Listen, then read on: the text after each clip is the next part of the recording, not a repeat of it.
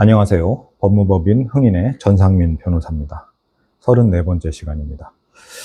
다들 아시는 것 중에 눈썹 문신이라는 것이 있습니다. 그 반영구 화장이라고도 하는데 이것과 관련해서 눈썹 문신을 포함한 문신을 두고 현재 우리나라 법원들은 이게 무죄냐 유죄냐 심각하게 엇갈리고 있고, 새로운 법 제정을 해서 합법화를 해야 되는 거 아니냐, 이런 논의가 활발하게 진행 중입니다. 따라서 오늘은 문신을 하는 것이 왜 형사처벌되는 행위인지를 따져야 되는 상황이 왔는지, 그리고 앞으로는 어떻게 전개가 될 것 같은지, 그 전망에 대해서 저희 개인적 의견을 전제로 몇 가지 말씀드리도록 하겠습니다.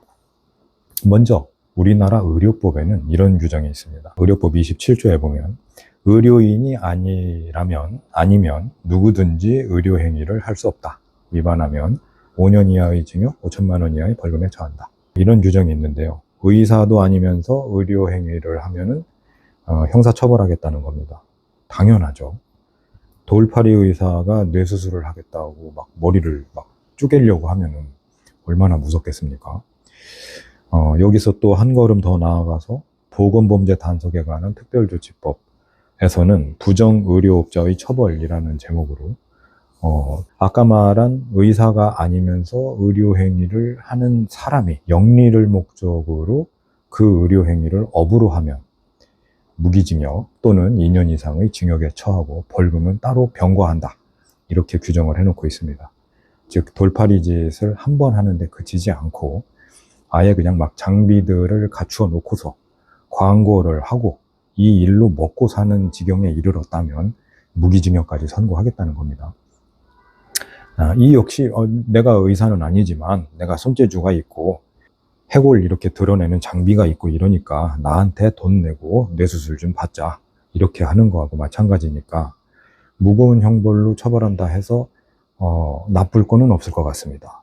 그런데 지금 문제되는 것은 눈썹 문신을 포함한 문신이라는 것이 의료행위에 들어가느냐 마느냐, 즉 의료행위에 들어가면 의료법을 위반한 것이 되니까 범죄가 된다는 것이고, 의료행위에 들어가지 않는다면 범죄가 아니라는 얘기입니다. 그러면 의료행위가 무엇인지를 의료법이 정확히 좀 정의를 해줬으면 좋겠는데, 의료법을 아무리 읽어봐도 병원에서 나오는 세탁물을 어떻게 처리할지까지도 자세히 정해놓고 있는 의료법이지만 정작 모든 그 나머지 법 규정의 전제가 되는 의료행위가 무엇인지에 대해서는 정의를 안 해놓고 있어요. 이게 모든 문제의 출발점입니다. 그러니까 지금으로부터 대략 한 세대 전인 33년 전 1992년도에 역시 똑같이 이 점이 문제되어서 사람들이 대법원 판결을 기다리고 있었던 적이 있었습니다. 그때의 쟁점도 지금하고 똑같습니다.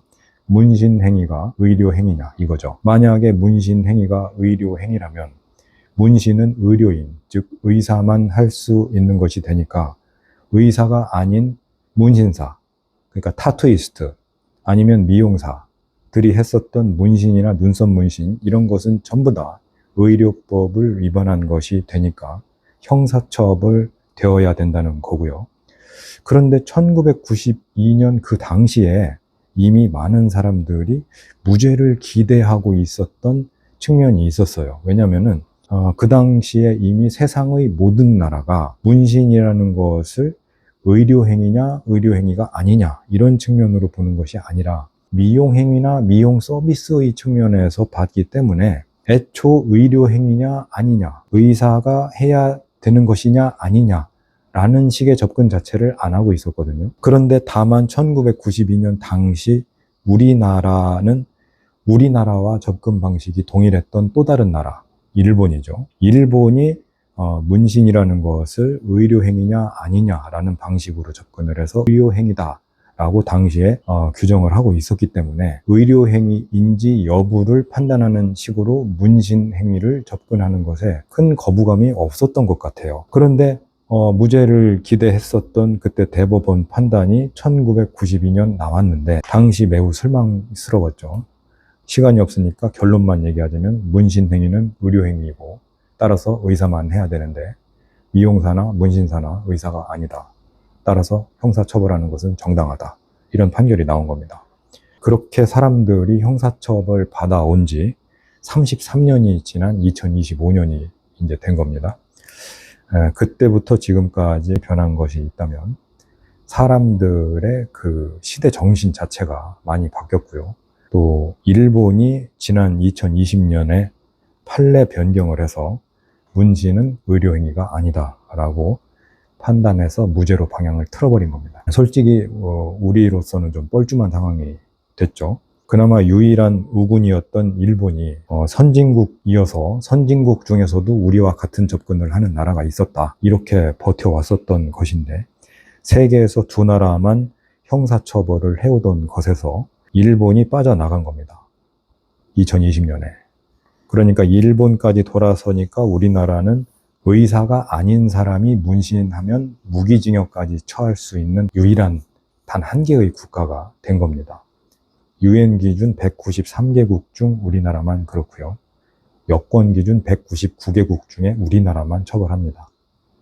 그러니까 일본까지 돌아선 이후의 상황이 전개되니까 2022년부터 하급심, 즉 1심과 2심에서 눈썹 문신을 포함한 문신이 이게 과연 의사만 할 수 있는 행위이냐 라는 것에 대해서 의문을 제기하는 판사들이 있었고, 의료법 위반이나 아까 보건범죄 단속에 관한 특별조치법상의 부정의료업자로 기소된 사건들에서 무죄 판결을 내리는 경우들이 생기기 시작했고 언론에 보도가 되기 시작했던 거죠.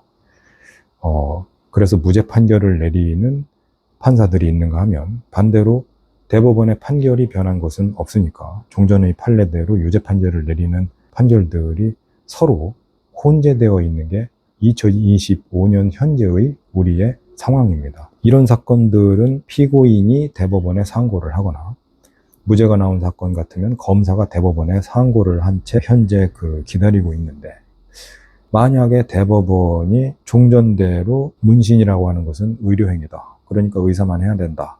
라는 견해가 확고하다면 사실 당사자들이 상고한 것은 상고 기각하면 되고, 그리고 검사 상고를 인용해주면 되거든요. 상고 이유서 제출을 받은 다음에 며칠 만에 다 이런 판결을 하면 되는데, 그런 상고 기각, 상고 인용 이런 판결을 안 하고 지금 한 3년을 보내고 있습니다. 즉 고민 중이라는 거죠. 여기에다가 지난달이죠. 2025년 8월 20일 국회 보건복지위원회 법안심사 제2소위원회에서 문신사법이 통과됐어요. 그러니까 이것은 보건복지부 위원회의 전체 회의에서 의결될 것이고, 여당이 추진하고 있는 거니까 국회 본회의에서도 의결이 될 겁니다. 그러면 결국에는 문신사법이라는 것이 생기게 되니까 합법화된다는 얘기겠죠. 그러면 문신 행위가 합법화된다면 지금 계류 중인 형사사건들은 전부 다 무죄가 되느냐? 그건 아닙니다. 저 법은 문신사의 자격 요건을 이렇게 저렇게 정해놨으니 그 자격 요건을 갖춘 사람이 하는 경우에는 의사가 아니어도 문신을 할 수 있다. 이런 내용의 법이지, 지금 문제되고 있는 문신 자체가 의료행위냐 아니냐 이거를 따지려고 하는 게 아니에요. 그러니까 다른 차원의 문제인 겁니다. 따라서 만약에 어떤 법을 제정해서 현재 계류 중인 사건들의 무죄가 나오려면은 저 문신사법에는 하나의 부칙이 들어가야 됩니다. 그러니까 저 혼자 생각해 본 뇌피셜인데, 예를 들어서 부칙을 하나 만들어서 부칙 제 몇 조, 이 법 시행 전에 행하여진 문신 행위 중 이 법에 의한 문신사가 할 수 있는 범위에 들어가는 행위는 범죄를 구성하지 아니한다.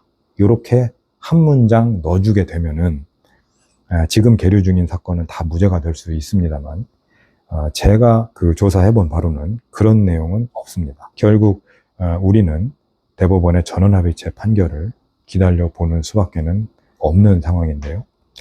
제 입장은 그렇습니다. 헬스 트레이너가 체형 교정이나 근육 강화 프로그램을 제공해서 훈련을 하다가 부상이 발생했다면 정형외과 전문의가 이제 그 치료를 담당하면 될 일이지, 애당초 헬스 트레이너가 정형외과 전문의여야만 할 필요는 없을 것 같다는 게 제 기본 입장입니다. 저는 대법원이 국회가 제정한 불완전한 신법이나 그 분위기에 떠밀려 가는 것보다는 사법부 스스로의 해석으로 이 변화를 주도해 나갔으면 좋겠어요.